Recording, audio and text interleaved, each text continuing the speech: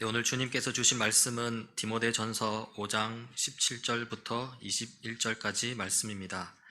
제가 봉독하겠습니다. 잘 다스리는 장로들은 배나 존경할 자로 알되 말씀과 가르침에 수고하는 이들에게는 더욱 그리할 것이니라. 성경에 일렀으되 곡식을 밟아 떠는 소의 입에 망을 씌우지 말라 하였고 또 일꾼이 그 싹을 받는 것은 마땅하다 하였느니라.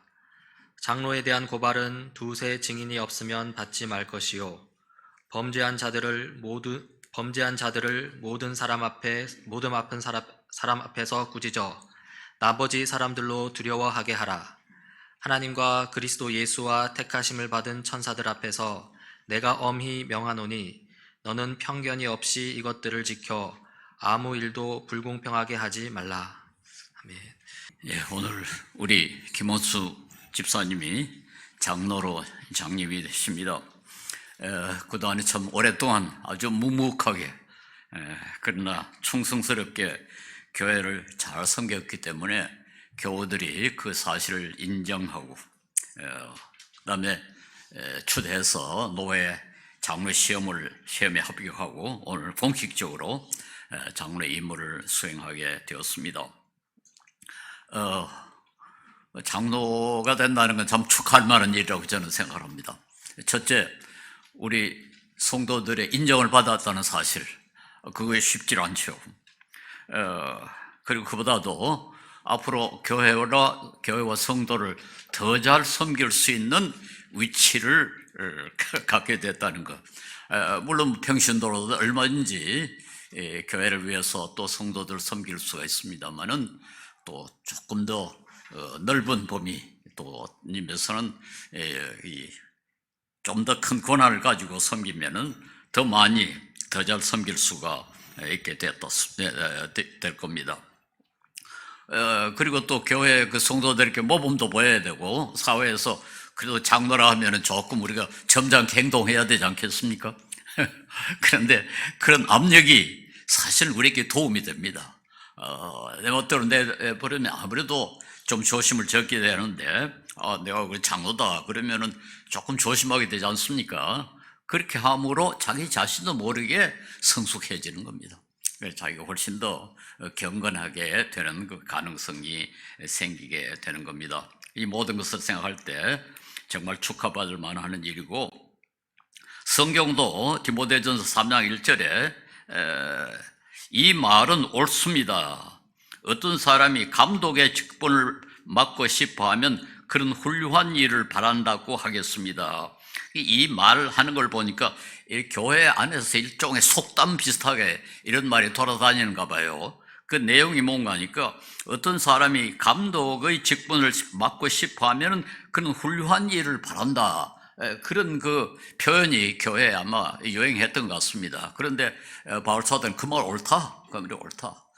적어도 감독과 바른 행실, 그것은 서로 훌륭한 일은 서로 연결을 시켜놨다고요.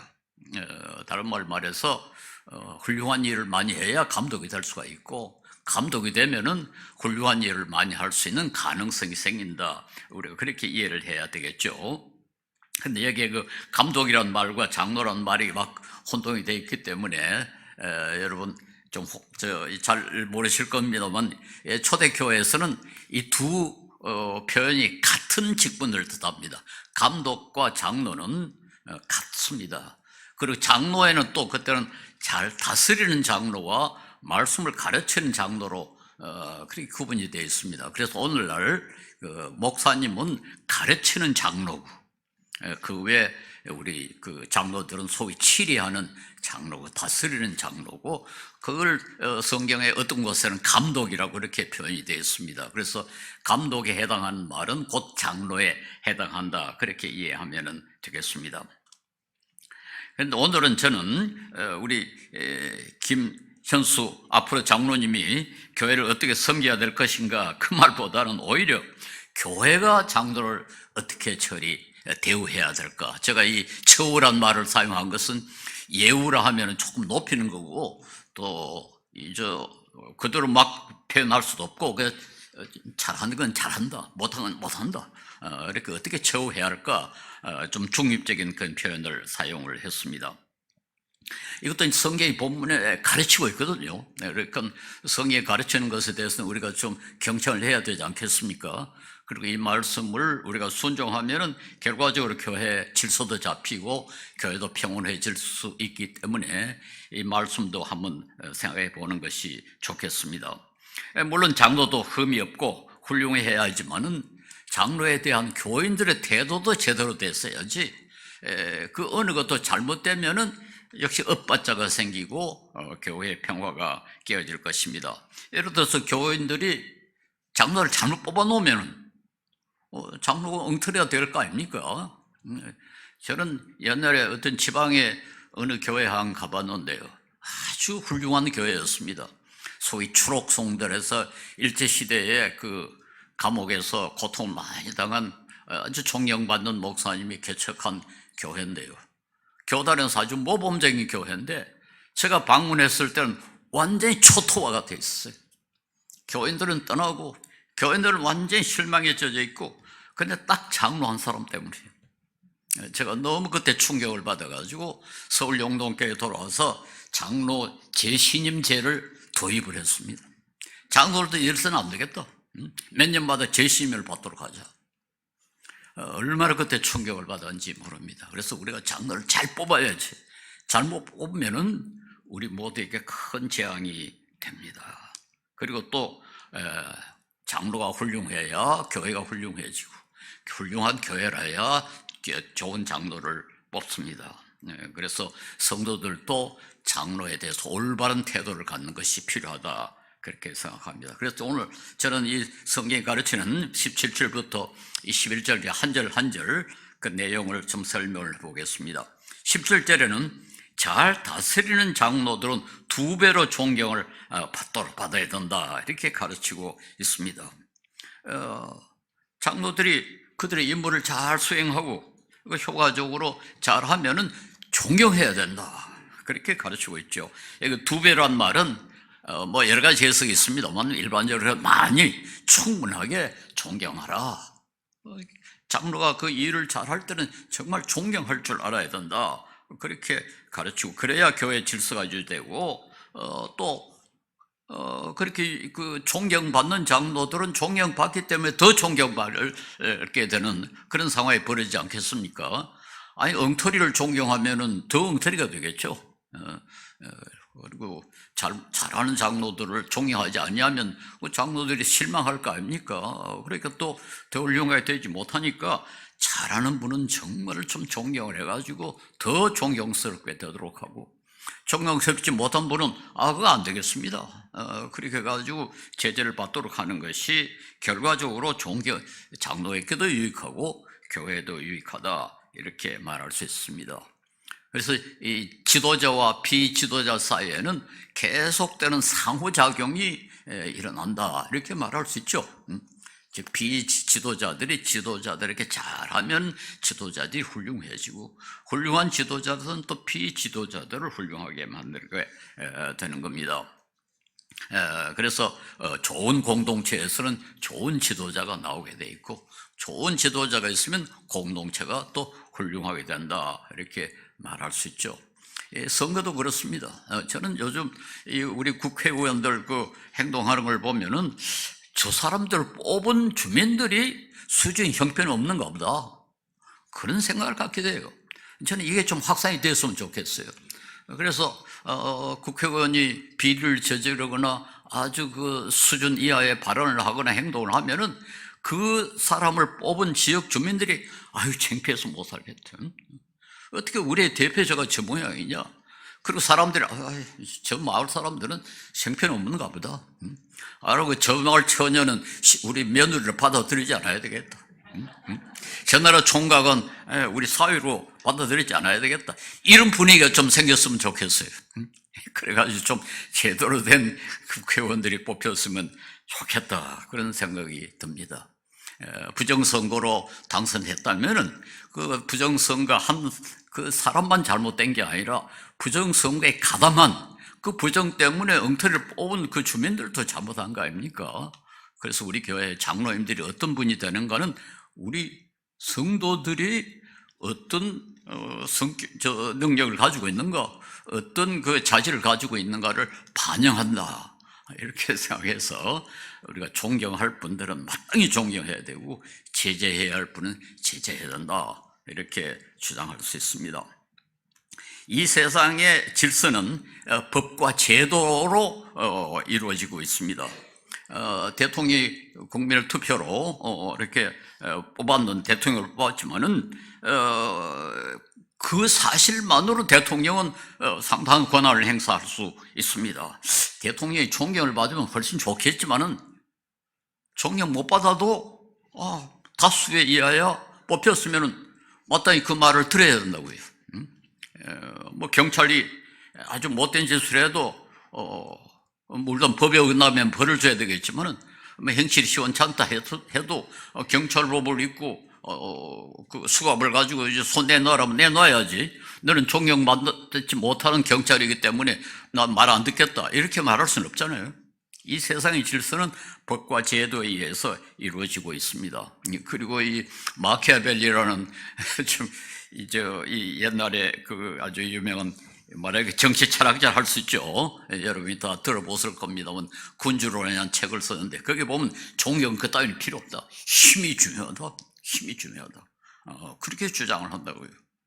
그래서 이 세상의 지도자들은 물론 존경받으면 금상첨화겠지만은 그러나 필수적이지는 않습니다.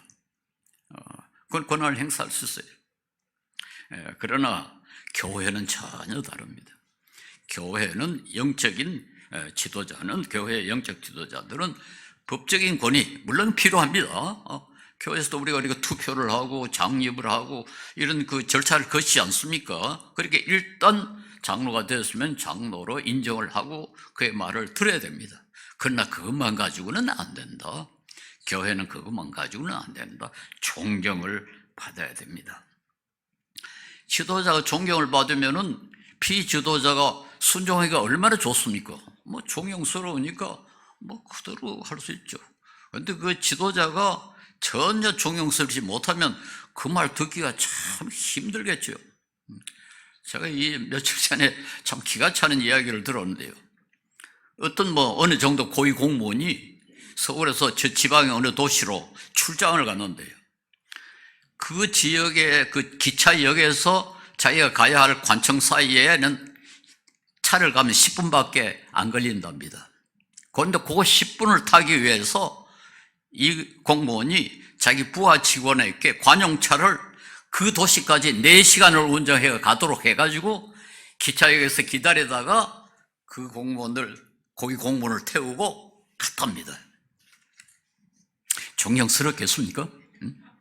근데 또 자기는 기차를 타고 저 부하 직원으로 하여금 차를 타게 오게 한 건 부하 직원에게 그랬답니다. 4시간 더 가면 네가 혹시 깜빡해가지고 사고가 날 수가 있으니까 그거 안전하지 못하다. 그러므로 자기는 기차를 타야 되겠다. 그랬다는 거예요. 그러니까 그 부하 공무원이 나중에 그래요. 나는 사고가 나서 죽어도 괜찮다는 거야. 그렇죠. 그런 상관을 순종한다는 게 여러분 얼마나 힘들겠습니까? 그래가지고 지도자는 법적인 권한을, 제도적인 권한을 행사하는 것도 필요하지만은 존경받으면 훨씬 좋지 않겠습니까? 근데 교회 지도자는 사실은 제도적인, 법적인 것보다는 인격적으로, 신앙적으로 교인들이 우러러 볼 수 있도록, 참 그렇게 말 안 해도 저분은 존경스럽다. 그리고 그분이 아주 겸손하게 뭐를 부탁하면 즐겁게 따르고 그렇지 않겠습니까? 그래서 교회 지도자들은 존경받아야 되고 또 우리는 가능하면 존경해야 됩니다. 특별히 존경하지 못할 이유가 없는 한 일단 존경하고 순종하는 것이 옳다. 결과적으로 그렇게 돼야 우리 모두에게 이익이 생긴다. 이렇게 말할 수 있습니다. 둘째로, 그 다음에 이제 말씀을 전파하고 가르치는 장로, 즉 목사죠. 목사직임을 잘 수행하는 분들은 더더욱 존경하라. 그렇게 말합니다. 그러니까 장로도 그래야 되겠지만 목사님은 더더욱 존경을 해야 되는데 역시 마찬가지입니다. 존경스러워야 되겠죠. 목사가 존경스럽지 못하면 교인들이 참 존경하기 힘들겠죠. 그런데 특별히 이제 가르침, 우리 이 성경 말씀은 단순히 뭐 우리가 잘 먹고 잘 살기 위한 그런 지침이 아니고 우리가 올바로 살고 올바로 행동하고 영원한 구원을 받기에 필요한 말씀이기 때문에 이 말씀은 우리가 잘 배우고 잘 듣고 믿어야 되거든요. 그렇게 하려면은 존경을 받아야 됩니다. 그런데 꽤 존경받을 만한데도 불구하고 존경하지 않은 분들이 있어요. 그러니까 여기 보면 그분들도 존경하라 그렇게 하는데 대개 교인들 가운데는 목사를 아주 천사같이 생각하다가 천사가 아니거든요. 보니까 천사가 아니야. 그러니까 실망을 하고 그다음부터 무시하기 시작할 그런 경우가 많아요. 그걸 우리가 그럴만하다 그렇게 이해해서는 안 됩니다. 미숙하기 때문에, 인간이라는 사실을 모르기 때문에, 인간이라는 게 얼마나 연약한가를 모르기 때문에 과대 기대를 하고 그 과대 기대가 충족이 되지 않으니까 미워하고 싫어하고 존경하지 않고 그런 경우가 많습니다. 물론 목사님은 존경받을 그런 신앙도 보이고 또 생활도 해야 되겠지만은 저는 우리 교인들도 목사를에게 너무 과대한 기대를 하지는 않아야 된다 그렇게 생각합니다. 제가 최근에 그 퇴임하는 목사님의 예우와 관계에 되는 그런 문제에 부닥쳐 가지고 좀 시끄러운 교회를 보니까요, 목사님이 은퇴한 뒤에 살 집이 문제가 된 거예요. 교회가 그 사실 수 있는 집을 제공해 줘야 되느냐 말아야 되느냐 이런 문제가 생겼는데, 가만히 생각해 보니까 가령 목사님이 평소에 사례를 받아가지고 나가 은퇴하면은 집에 하나 있어야지. 그래가지고 복덕방에 들어갔다 왔다 그러고 그런 게 있지 않습니까? 그렇게 하면 교인들이 뭐라 합니까? 목사가 무슨 복덕방에 들어들고 무슨 그렇게 하느냐 그렇게 욕을 한다고요. 그래놓고는 은퇴한 뒤에 우리가 그만큼 사례를 들었으니까 자기가 알아서 해야지 이래 버린단 말이에요. 저는 그건 옳지 않다고 생각합니다. 우리 교인들이 목사에 대해서 마땅히 할 도리를 해야 되는데, 그게 또 13절이 가르치고 있습니다. 13절에는 그 신명기 25장 4절과 누가복음 10장 7절 이용해가지고 가르치는 장로, 특별히 목사에 대해서는 물질적으로도 상당한 보상을 하라 그렇게 명령을 합니다. 이 구절은 좀 여러 가지 면으로 좀 독특한데요. 첫째, 신약 성경은 대개 그 성경을 인용할 때 구약에서 인용을 하지 않습니까? 왜냐하니까 신약이 기록될 때는 신약은 아직까지 정경으로 되어 있질 않아요. 구약밖에 없었어요. 그런데 여기만은 신약이 인용을 합니다. 누가복음 10장 10절을 바울이 인용을 해요. 예수님의 말씀을 여기 인용을 합니다. 그런 점에서 아주 신약 성경이 좀 유일한 그런 경우다 이렇게 말할 수 있습니다. 즉 신약이 인용해서 지금 가르치고 있다. 또 한 가지 아주 독특한 것은 이걸 가르치는 바울 사도는 자기는 사례를 받질 않았어요. 그게 참 특이하죠. 목사에 대해서는 사례를 해야 된다. 즉 그에게 필요한 물질적인 보장을 해줘야 된다고 가르치는 그 바울 자신을 다른 사도들은 다 그렇게 물질적인 보상을 받았어요. 그런데 바울은 필요 없다. 자기 손으로 일해가지고 자기의 사역을 감당했을 뿐만 아니라 사도행전에 보면 자기와 동역하는 다른 사람들의 필요한 것까지 다 공급을 했고 심지어는 약한 사람을 도왔다 그렇게 했습니다. 바울 사도는 열심히 그렇게 했습니다. 이 설교를 하다 보니까 저도 마찬가지입니다. 저도 설교하지만은 여러분 나한테 사례 안 줬잖아요. 저도 그런 면에서 딱 요 면에서는 바울과 같은 클럽에 있습니다. 아주 명예스럽게 생각합니다. 그런데 바울 사도나 제가 목사님께는 물질적으로 보상을 해야 된다고 말했을 때는 그건 상당히 권위가 있어야 되지 않겠습니까? 우리 자신을 위해서 한 게 아니거든요. 상당히 객관적으로 이건 정당하다. 그렇습니다. 목사님은 교회를 위해서 전임, 즉 모든 시간을 다 바쳐야 되기 때문에 그가 이 목회 지장 없을 정도로 생존을 보장해야 된다. 물론 뭐 많이 대교회 목사들처럼 무슨 한 달에 무슨 1,000만 원, 2,000만 원 그렇게 사례를 하라. 저는 그건 반대합니다. 그러나 목회 지장을 준 정도로 그렇게 대우하지 않는 것은 결과적으로 모두에게 손해입니다. 교회도 손해를 보고 목사님 자신도 손해니까 이건 우리 교회가 마땅히 감당해야 할 겁니다.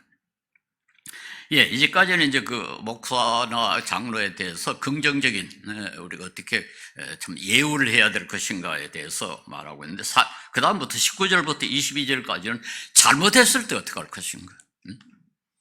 잘 다스리고 잘 가르치는 장로들은 이렇게 대우를 해야 되는데 잘못하면 어떻게 해야 되는가. 그것에 대해서 가르치고 있습니다.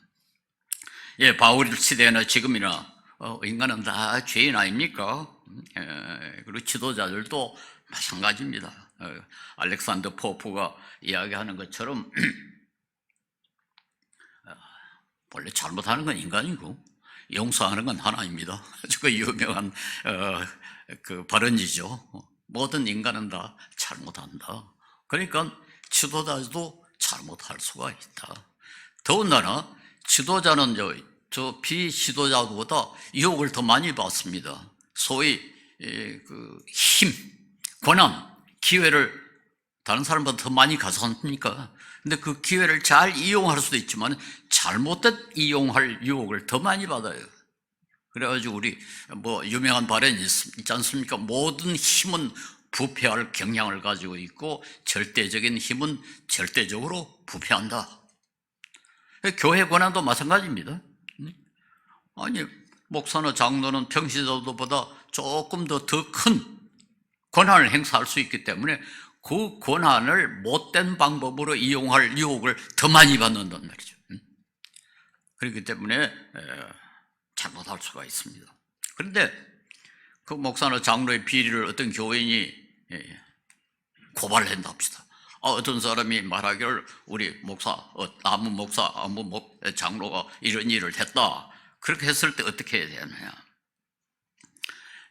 이 배경을 조금 봅시다. 이 시대에, 이 편지가 쓰여진 이 시대에는 목사, 장로를 누가 임명했느냐. 이 상황에서는 디모데가 임명을 했습니다. 그리고 디모데가 임명을 할 때는 바울의 권위로 임명을 했습니다. 바울이 디모데에게 장로나 목사를 임명하라. 그러니까 임명권이 디모데에게 있었어요. 그러니까 그 잘못한 장로나 목사에 대한 책임은 누가 져야 되느냐? 디모데가 져야 됩니다. 그렇지 않습니까? 그런데 오늘날은 우리가 이제 그동안에 교회 법도 바꿔지고 전통이 바꿔져가 이제 교회가 장로를 섬림하고 목사를 또 모십니다. 그러면 누가 책임을 져야 된다? 잘못한 것에 대해서도 교회가 책임을 져야 됩니다. 그때는 디모데가 책임을 져야 했지만 지금은 교회가 책임을 져야 되니까 디모데에게 명령한 것은 결국 오늘날은 우리 교회에게 명령한 것과 같다. 이렇게 말할 수가 있습니다.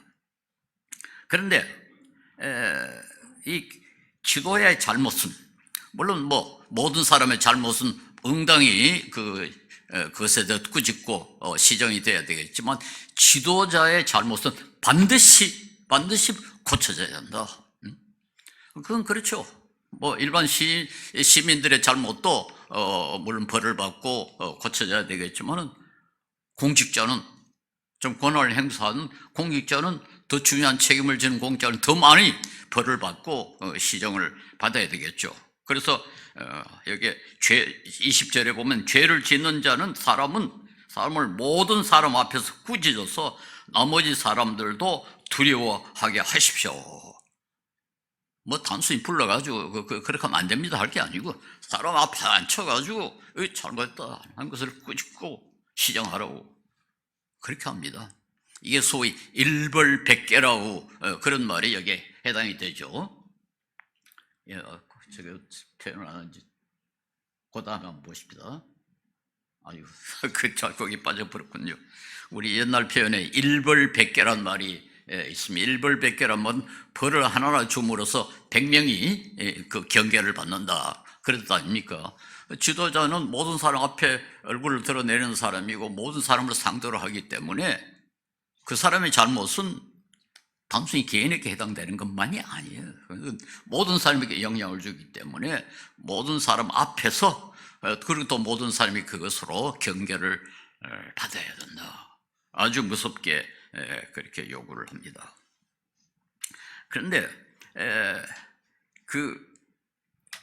그때는 디모데가 이 책임을 져야 되겠지만 오늘은 교회가 책임을 져야 되는데 뭐 처벌을 할까요? 징벌의 책임은 달라졌지만 징벌의 원칙은 마찬가지입니다. 어떤 원칙에 입각해서 벌을 줘야 되느냐? 한마디로 말해서 공정해야 된다. 모든 잘못에 대한 처벌은 공정해야 된다. 이 공정이라는 말, 이게 엄청나게 중요합니다. 지금 전에도 여러 번 소개했습니다만 롤즈라는 미국의 정치 철학자는 정의라는 게 뭐 별게 아니다. 공정이다. Justice as fairness. fairness란 게 공정이라는 것이 바로 정의다. 그렇게 주장을 했어요. 우리 하나님은 정의를 사랑하시기 때문에 우리 하나님이 요구하시는 것은 공정이다. 우리는 철저히 공정해야 된다. 그렇게 말할 수가 있습니다. 그래서 우리 교회에서 일어나는 모든 일, 교회에서 일어난 질이 일어나는 모든 일은 철저히 공정해야 되는데요. 이 바울사도는 공정을 어느 정도 강조를 했는가 하니까 디모데전서 5장 21절 한번 보십시오. 이 표현이 아주 대단히 어마합니다. 하나님과 그리스도 예수와 택하심을 받은 천사들 앞에서 내가 엄숙히 명령합니다. 그들은 편견 없이 이것들을 지키고 어떤 일이든지 공평하게 처리하십시오. 편견, 편애, 이것이 공정을 해치거든요. 그러니까 어떤 일을 처리하든 절대로 편견이나 편을 갖지 않고 공정하게 처리하라. 그렇게 말하면서 앞에 서두가 무시무시합니다. 하나님과 그리스도 예수와 택하심을 받은 천사들 앞에서 엄숙히 명령한다. 이 공정성, 이건 모든 사람에게 필요한 덕목이고 사실 이 민주주의 사회에서 가장 중요한 덕목이고 하지만 특별히 교회에서는 모든 일을 철저히 공정하게 해야 된다. 이게 우리에게 아주 중요합니다. 우리가 교회에서는 관용해야 되고 용서해야 되고 그렇게 요구하지 않습니까? 관용과 용서 다 중요합니다. 그러나 관용과 용서는 공정한 판단이 이루어진 다음에 그 다음에 철저한 회개가 그 다음에 따른 다음에 용서가 있어야 되고 관용이 있어야지 적당히 덮어둔다. 이건 안 됩니다. 적당히 덮어주자. 뭐 없었던 걸로 하자. 그건 교회에서는 있을 수 없습니다. 잘못된 것은 반드시 지적하고 거기에 대한 응당한 그 판단이 이루어지고 그 다음에 용서하고 관용을 할 수가 있다. 이렇게 말할 수 있어요. 왜냐하면 인간이라는 건 제일 싫어하는 것이 불공정한 대우입니다. 사람이 제일 싫어하는 것은 불공정한 대우예요. 제가 전에 동영상을 한번 보여줬습니다만 원숭이도 불공정한 대우를 싫어해요. 원숭이조차도. 그러니까 사람은 불공정한 것을 참 견디기 힘들어하죠. 그래서 교회에서 어떤 불공정한 일이 일어나면은 반드시 거기 불만이 생기기 마련이고 갈라지기 마련이고 교회가 시끄러워집니다. 그래서 공동체의 모든 처사는 철저히 공정해야 됩니다. 근데 공정하다는 게 쉽지 않아요. 참 쉽지 않아요. 제가 지금 9년 동안 이 국방부의 중앙전공사상 심사위원회라는 그런 모임의 위원장을 맡아 있는데요. 매달 한 달에 한 번씩 회의를 합니다. 군대에서 다치거나 사망한 사람을 어떻게 판단해야 될 것인가? 이 사람이 순직인가 아닌가를 결정하는 그런 그 모임인데요. 뭐 대부분은 그렇게 쉽습니다만 어떤 경우에는 참 어려운 경우가 많아요. 바로 지난 금요일에 어떤 경우가 하나 생겼는데요. 얼마나 애매한지 그 위원들 대부분 이제 변호사, 의사, 교수들인데요. 여러분이 야 이건 참 어렵습니다. 어떻게 할지 모르겠습니다. 그렇게 그 고민을 했어요. 그런 경우가 있습니다.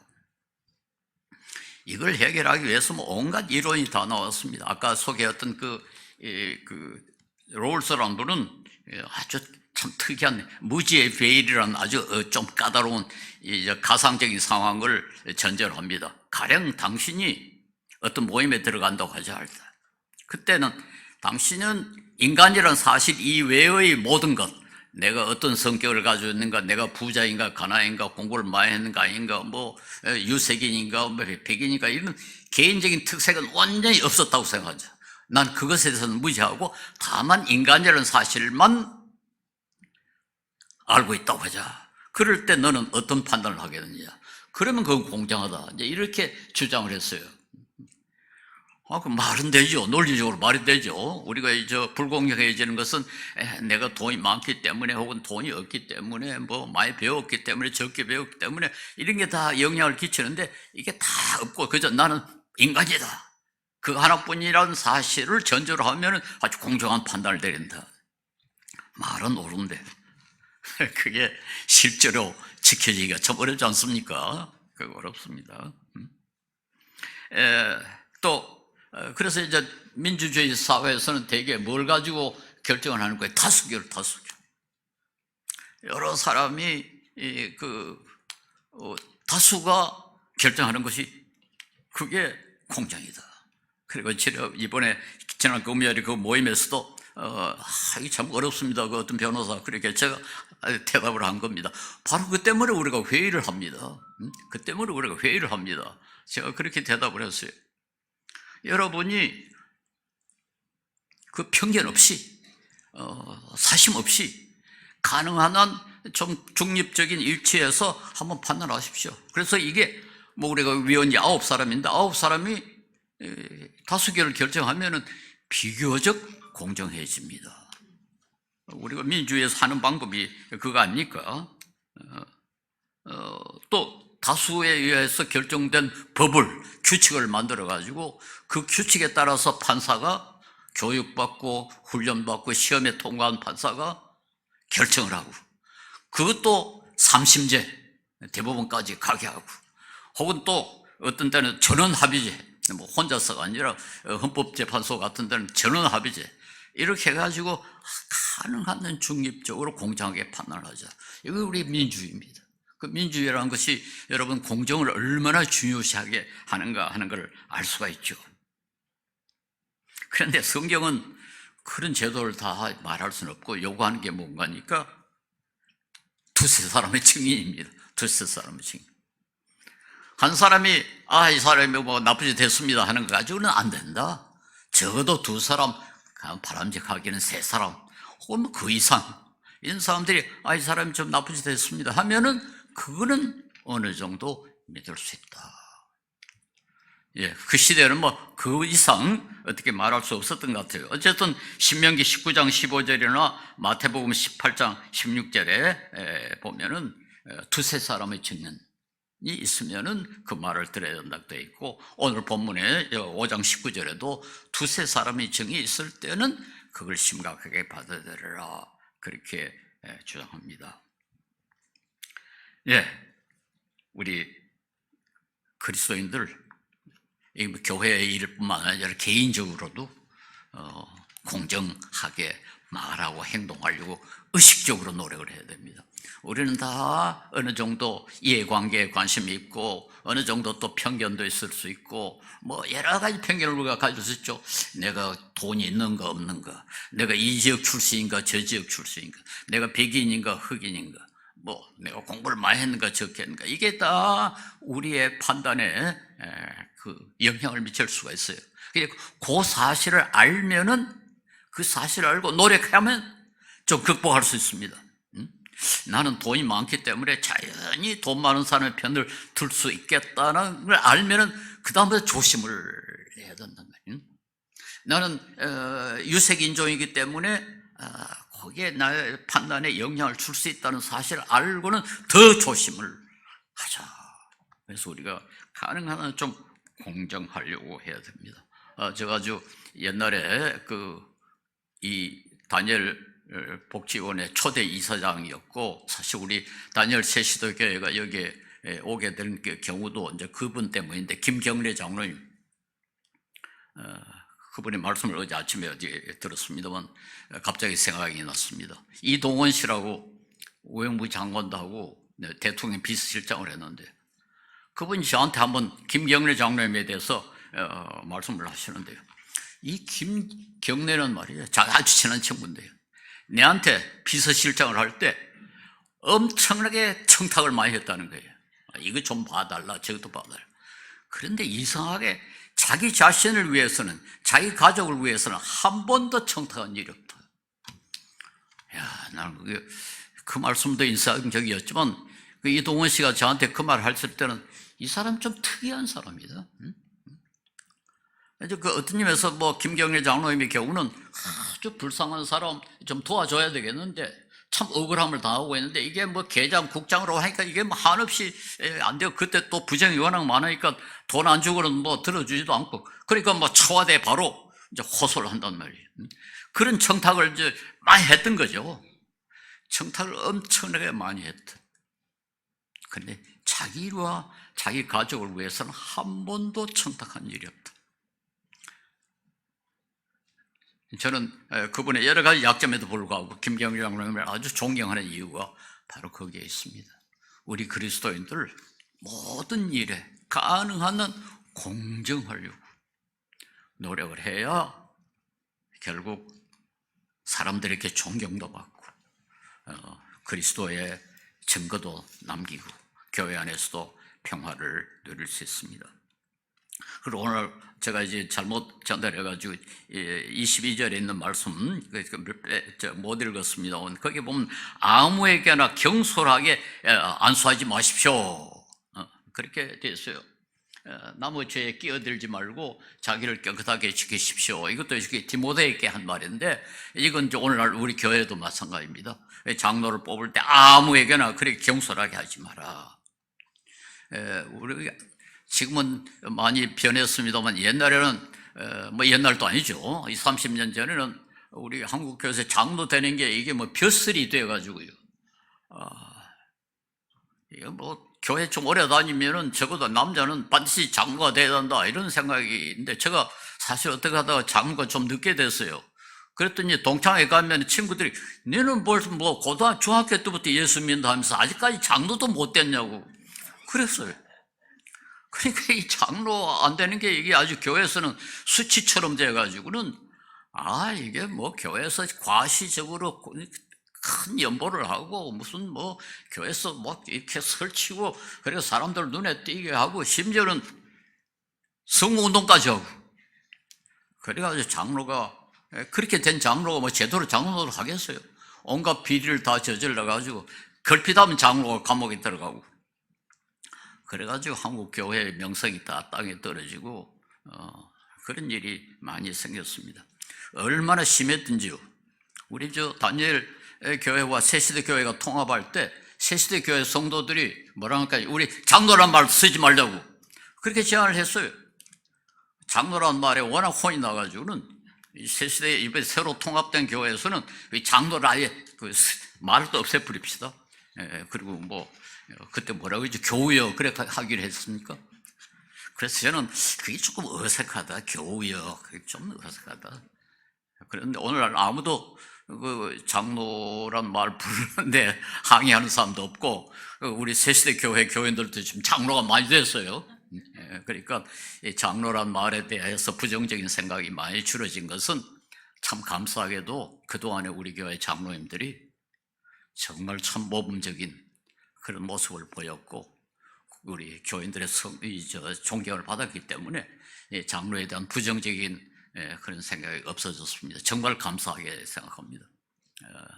제가 아는 한 이 복음주의 신앙을 우리처럼 유지하면서도 이렇게 민주적인 교회는 우리나라에 없습니다.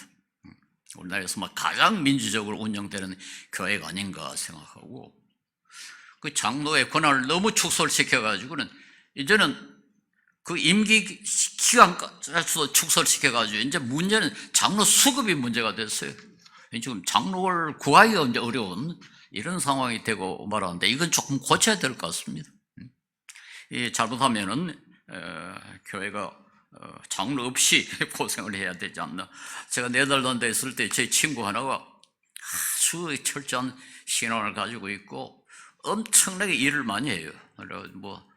이 대학에 강의도 하고 무슨 특별히 국회 상원 국회의원이 돼가지고, 그것도 상당히 유능한 국회의원이 돼가지고 바빠요. 그런데 교회 장로를 2년마다 한 번씩 한다고요. 거기는 장로가 되면 2년밖에 심을 못 합니다. 그리고 반드시 2년을 또 쉬어야 그 다음에 다시 또 2년에 연임을 할 수가 있어요. 근데 이 친구는 2년마다 장로를 하는 거예요.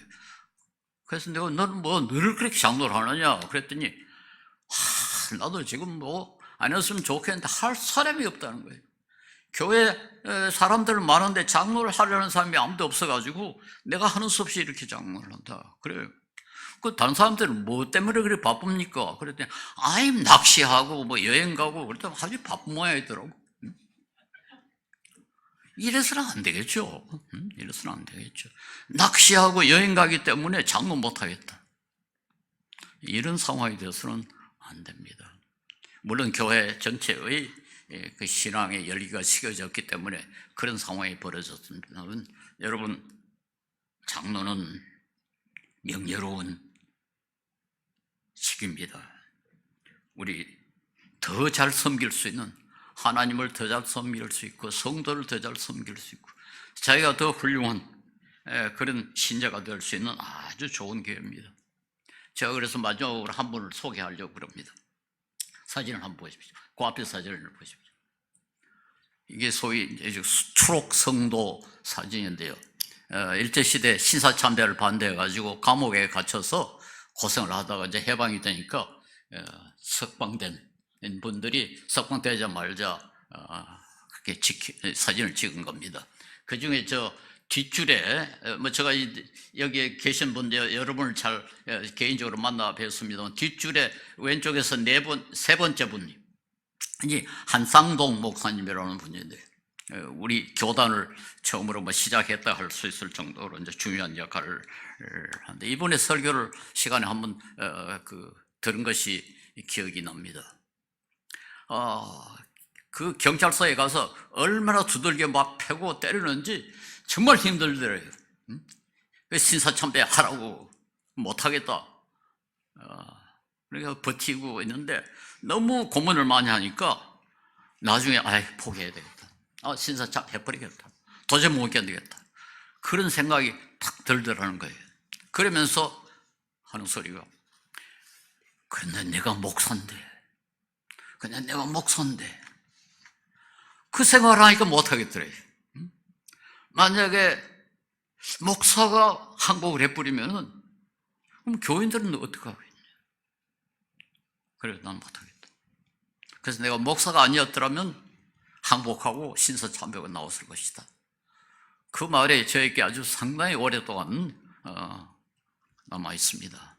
우리가 이 책임을 진다는 것, 이게 한편으로는 참 무겁고 힘들고, 그래서 때로 있으면 책임을 안 지려고 하는 사람이 많아요. 그러나 또 책임을 지고 나면은 보람이 또 생깁니다. 할 일도 있고요. 훨씬 더 가치 있는 시간을 훨씬 더 보람 있게 보낼 수도 있습니다.